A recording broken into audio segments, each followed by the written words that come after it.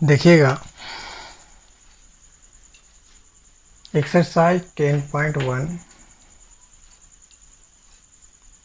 NCERT VVI exam में एक question जो है इम्पोर्टेंट है, ध्यान से देखना है। इसका पहला क्वेश्चन जो आपका है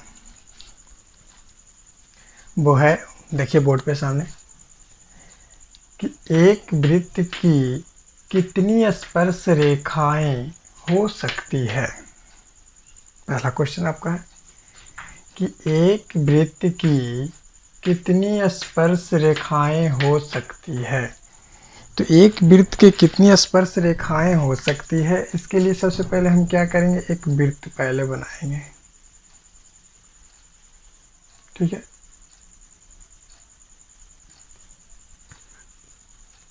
ओ केंद्र वाले एक वृत्त हो गया, ओ केंद्र वाले एक वृत्त हो गया। तो इसमें देखिए जी, एक परिधि है, ये क्या है आपका, परिधि है। ये आपका परिधि है। ये जो आपका परिधि बना है वो सब एक बिंदु से मिलकर, एक एक बिंदु से मिलकर बना हुआ है।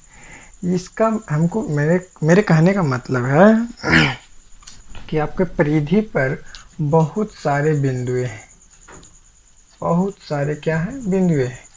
ठीक है, तो बिंदुएं हैं, तो अपरिमित रूप से इसमें क्या कह सकते हैं आप, अपरिमित रूप से बहुत सारे स्पर्श रेखाएं खींच सकते हैं आप, बहुत सारे स्पर्श रेखाएं। अपरिमित रूप से आप स्पर्श रेखाएं खींचिएगा तो बहुत सारे खींच सकते हैं। बहुत सारे मतलब अनगिनत, अनगिनत के मतलब हो गया, आप अनंत भी बोल सकते हैं और अनेक भी बोल सकते हैं। बहुत सारा होता है, कितना बताएं, ठीक है, बहुत सारा हो सकता है आपका स्पर्श रेखाएं, बहुत हो सकता है। ठीक है, तो इसका जो इसका उत्तर जो होगा आपका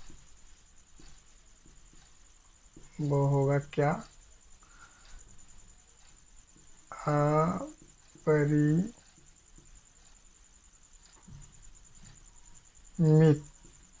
अपरिमित, इसका उत्तर हो जाएगा अपरिमित रूप से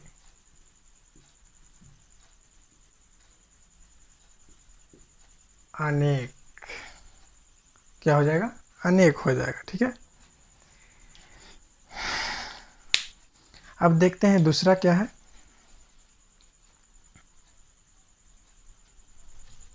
देखिएगा क्वेश्चन नंबर दूसरा क्या था आपका, क्वेश्चन नंबर दूसरा है कि रिक्त स्थानों की पूर्ति कीजिए। देखिए यहाँ पर थोड़ा सा और बड़ा कर देते हैं ताकि साफ नजर आ जाए।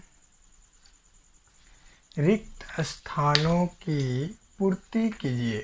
ठीक है, तो दूसरा का जो पहला है क्वेश्चन, पहला नंबर जो है क्वेश्चन, वो कह रहा है कि किसी वृत्त की स्पर्श रेखा उस, डॉट है यहाँ पे, देखिएगा यहाँ पे एक रिक्त स्थान है, खाली स्थान है, कह रहा है उस खाली स्थान बिंदुओं पर प्रतिच्छेद करती है, प्रतिच्छेद करती है। ठीक है, तो देखिए ध्यान से देखिएगा, पहले बात कह चुका है कि स्पर्श रेखा क्या है, स्पर्श रेखा है।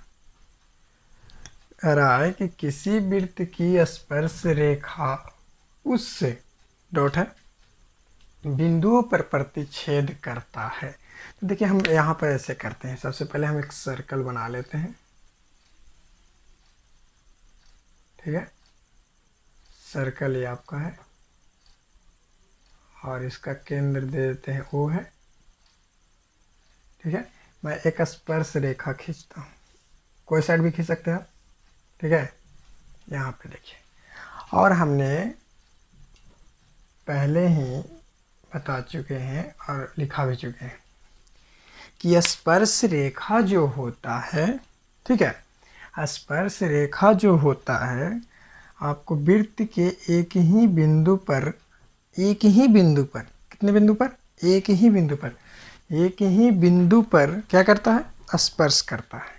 अब बताइए, एक ही बिंदु पर स्पर्श करता है। प्रश्न क्या है मेरा कि किसी वृत्त की स्पर्श रेखा, ये मेरे देखिएगा, ये वृत्त है, वृत्त का स्पर्श रेखा है, उस बिंदुओं पर प्रतिच्छेद करता है।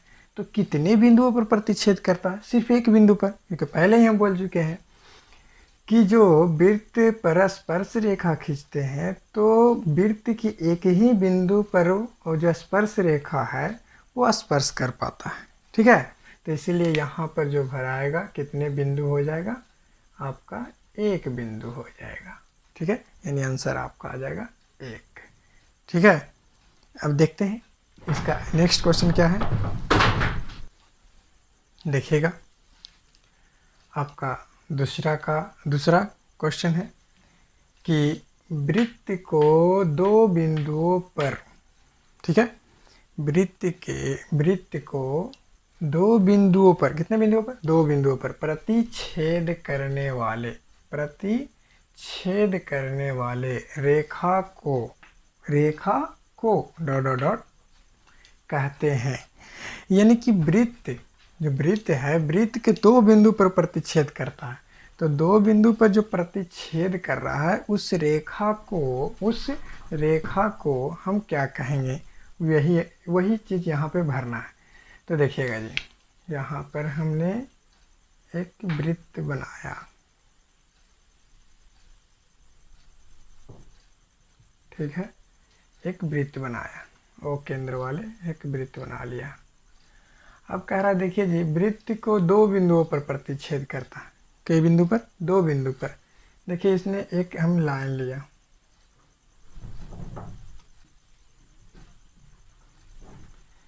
जिसको वृत्त के ए और बी बिंदु पर कट कर रहा है। ठीक है, ये मान लेते हैं एम लाइन लिया, सी और डी बिंदु पर। इस प्रकार से बहुत सारे लाइन ले सकते हैं आप। ठीक है, लेकिन क्या हो रहा है कि दो ही जगह प्रतिच्छेद कर रहा है। किस जगह प्रतिच्छेद कर रहा है? दो जगह पर। ए लाइन लिया तो ए और बी पर कर रहा है, एम लाइन लिया तो सी और डी पर कर रहा है। ठीक है, तो इतना करता है, प्रतिच्छेद कर रहा है। तो पूछ रहा है कि ये जो लाइन हुआ वो क्या हो गया? वो रेखा, ये जो रेखा हुआ है ना, रेखा जो हुआ वो इसको क्या कहते हैं? ठीक है, तो हमने पहले एक डिफिनेशन दिया है, ठीक है, वीडियो में देखिएगा, तो इसके पिछले वाले वीडियो में सब लिखाया हुआ है। तो उसमें लिखा हुआ है कि जब वृत्त के परिधि या वृत्त को दो बिंदुओं पर प्रतिच्छेद करता है तो उसको छेदक रेखा कहते हैं। क्या कहते हैं? छेदक रेखा।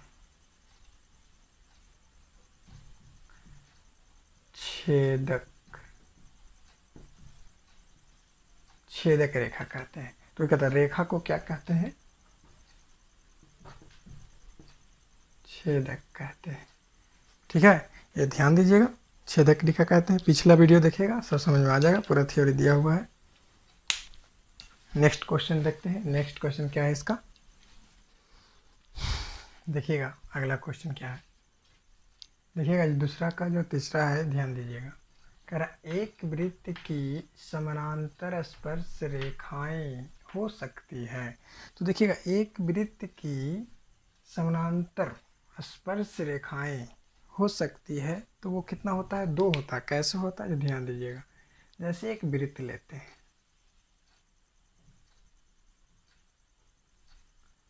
अब वृत्त का केंद्र लेते हैं, तो वृत्त का केंद्र से हमने व्यास को खींचा, व्यास डायमीटर, ठीक है, तो इसको जब ये व्यास को हमने मिलाया तो परिधि के एक छोर पर एक बिंदु और दूसरे छोर पर दूसरे बिंदु, और यानी कि दो बिंदु हुआ। कितना बिंदु हो गया? दो बिंदु हुआ। दो बिंदु हुआ तो हमने बोला कि वृत्त के एक बिंदु से केवल एक ही स्पर्श रेखा खींचा जा सकता है। कितना स्पर्श रेखा खींचा जा सकता है? एक। तब बताइए जी, ये जो समानांतर रेखा होगा वो कितना होगा? दो होगा। कहीं से भी ले लीजिए आप, यहीं से भी ले सकते हैं ऐसे, बशर्ते केंद्र से होकर जाना चाहिए। ठीक है, ये देखिए, ये देखिए क्योंकि दो व्यास में कितने पॉइंट होते हैं, व्यास में 2 पॉइंट होते हैं, तो समानांतर रेखा भी कितना हो जाएगा, 2 हो जाएगा। तो यहाँ पर आप क्या भर दीजिएगा जी, 2 भर दीजिएगा। ठीक है, ऑब्जेक्टिव में आपको आता है ध्यान दीजिएगा, ऑब्जेक्टिव में आ जाएगा आपका और 1 नंबर में आएगा, भर दीजिएगा, 1 नंबर मिल जाएगा। देखिएगा आपका जो चौथा क्वेश्चन है, ध्यान दीजिएगा, वृत्त तथा उसकी स्पर्श रेखा के उभयनिष्ठ बिंदु को डॉट डॉट डॉट कहते हैं। अब देखिए वृत्त तथा उसके स्पर्श रेखा के उभयनिष्ठ बिंदु को, यानी कि वहाँ पे उभयनिष्ठ बिंदु मतलब कॉमन पॉइंट, कॉमन पॉइंट। ठीक है, तो यानी कि कह रहा है क्या, जहाँ पे वृत्त का वही पॉइंट हो यानी बिंदु हो और स्पर्श रेखा के भी बिंदु हो। तो इस प्रकार से जैसे यहाँ पे मान लेते हैं कि स्पर्श रेखा है आपका, ठीक है, एल मान लिया कि स्पर्श रेखा है, ये भी दे सकते हैं आप। यहाँ पे देखिए इस यहाँ पे क्या हुआ जी, ये वृत्त का पॉइंट भी है और ये रेखा देख रहे हैं, स्पर्श रेखा देख रहे हैं, स्पर्श रेखा के भी पॉइंट है, यानी दोनों एक दूसरे को टच कर रहा है एक पॉइंट पर ही। मान लेते हैं कि ए पॉइंट पर टच कर रहा है।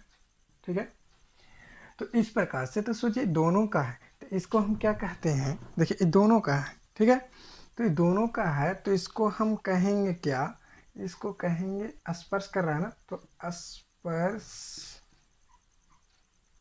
बिंदु बोल देंगे इसको, स्पर्श बिंदु क्या बोल देंगे जी, साफ से लिख देता हूँ यहाँ पे,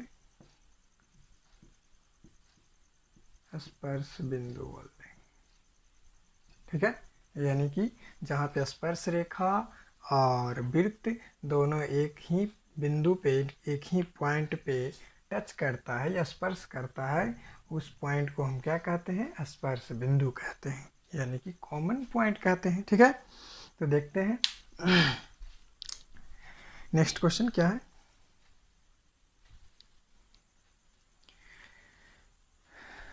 देखिएगा क्वेश्चन नंबर आपका 3 है। ठीक है, कह रहा है क्या कि 5 सेंटीमीटर त्रिज्या वाले एक वृत्त के बिंदु P पर स्पर्श रेखा PQ, स्पर्श रेखा देखिएगा समझिएगा, स्पर्श रेखा PQ केंद्र O से जाने वाली एक रेखा से बिंदु Q पर, किस पर, Q पर इस प्रकार मिलती है कि OQ बराबर 12 सेंटीमीटर। OQ बराबर कितना है, 12 सेंटीमीटर। तो करा PQ की लंबाई क्या होगा, PQ की लंबाई क्या है, ऑप्शन दे है आपका 12 सेंटीमीटर, 13 सेंटीमीटर, 8.5 सेंटीमीटर और एक है अंडर रूट 119 सेंटीमीटर। ठीक है, तो यहाँ पर देखना है, पहले निकालना है। सबसे पहले क्या कह रहा है कि 5 सेंटीमीटर त्रिज्या वाले एक वृत्त है। ठीक है, तो यहाँ पर हल देके इसको सोल्व कर देंगे। पहले लिख देते हैं, दिया हुआ है कि क्या क्या देल है जी, आपको त्रिज्या मालूम है, त्रिज्या 5 सेंटीमीटर है। ठीक है, और आपको OQ मालूम है,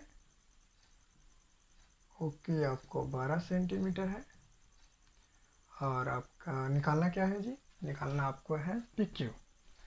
तो यहाँ पे PQ आपका निकालना है, इसलिए इसको वाट कर दिए। ठीक है, चलिए एक पहले फिगर बना लेते हैं। ठीक है, एक हमने सर्कल बनाया, एक वृत्त बनाया, देखिएगा वो केंद्र वाले। अब क्या कह रहा है समझिएगा, कह रहा है 5 सेंटीमीटर त्रिज्या वाले एक वृत्त के बिंदु P पर स्पर्श रेखा, देखिए बिंदु P पर स्पर्श रेखा कर रहा है, यहाँ पर मान लेते हैं कि बिंदु P है, ऐसे एक स्पर्श रेखा खींचा गया। कैसा खींचा गया, स्पर्श रेखा खींचा गया। ठीक है, स्पर्श रेखा को खींचा गया, PQ खींचा गया। क्या खींचा गया, मान लेते यहाँ तक आया होगा। ठीक है, तो एक Q हो गया, यहाँ तक PQ एक स्पर्श रेखा खींचा गया। फिर कह रहा है क्या, PQ केंद्र O से जाने वाली एक रेखा से, O से देखिए O से जाने ओ देखिए, ओ से जाने वाली एक रेखा से बिंदु क्यू पर इस प्रकार मिलती है कि वो क्यू कितना हो जाता है, 12 सेंटीमीटर हो जाता है। देखिए केंद्र ये आपका है, इससे यहाँ पे आके मिलता है क्यू पर, जो जिसकी लंबाई है 12 सेंटीमीटर। ठीक है, वो क्यू का। और ये हो गया, आपको इससे मिला देंगे तो ये हो गया आपका त्रिज्या हो गया। ठीक है, और केंद्र से स्पर्श बिंदु पर, या स्पर्श रेखा, केंद्र से स्पर्श बिंदु पर खींचे गए रेखा को क्या कहते हैं, लंब कहते हैं। तो लंब मतलब 90 डिग्री हो गया, यानी कि ये यहाँ पे 90 डिग्री बना रहा है। ठीक है, इसका मतलब ये हो गया कि जो कोण बन रहा है ओ पी क्यू, वो क्या हो गया, समकोण हो गया। ठीक है, यानी कि 90 डिग्री का कोण हो गया। अब ध्यान से देखिएगा यहाँ पे, तो हमको ये त्रिज्या हमको मालूम है कि 5 सेंटीमीटर है, तो 5 सेंटीमीटर यहाँ पे लिख देते हैं। त्रिज्या 5 सेंटीमीटर है, 5 सेंटीमीटर लिख दिया हमने। अब देखिए यहाँ पर ध्यान से देखिएगा, तो ये आप एक ट्रायंगल का रूप ले लिया है। देखिएगा ओ पी क्यू एक ट्रायंगल ले लिया है। और ध्यान से देखिएगा भी कि यहाँ पर देखिएगा कि 90 डिग्री का कोण बना रहा है। तो आप जानते हैं, अगर ना जानते हैं तो सुन लीजिए, कि अगर त्रिभुज के एक कोण 90 डिग्री हो जाए, एक कोण क्या हो जाए, 90 डिग्री हो जाए, तो वो एक समकोण त्रिभुज हो जाता है। क्या हो जाता है, समकोण त्रिभुज हो जाता है। तो समकोण त्रिभुज हो गया। तो समकोण त्रिभुज में देखिएगा, और एक चीज़ और है कि समकोण त्रिभुज में इसमें लंब, आधार, कर्ण, 3 चीज़ होता है। तो इसमें कर्ण कौन लेना है, जो ध्यान से देखिएगा यहाँ पर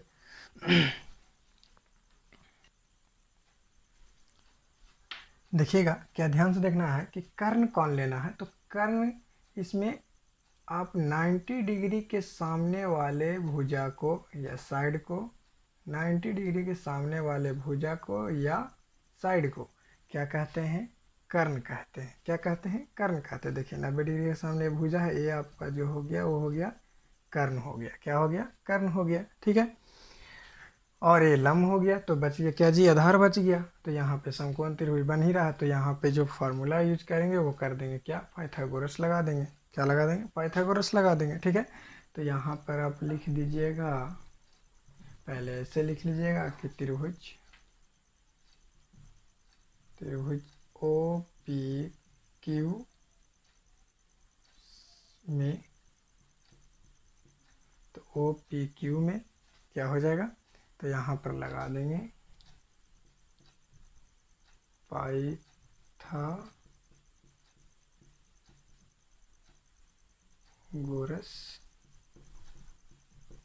प्रमेय से, पाइथागोरस प्रमेय से लगा देंगे। ठीक है,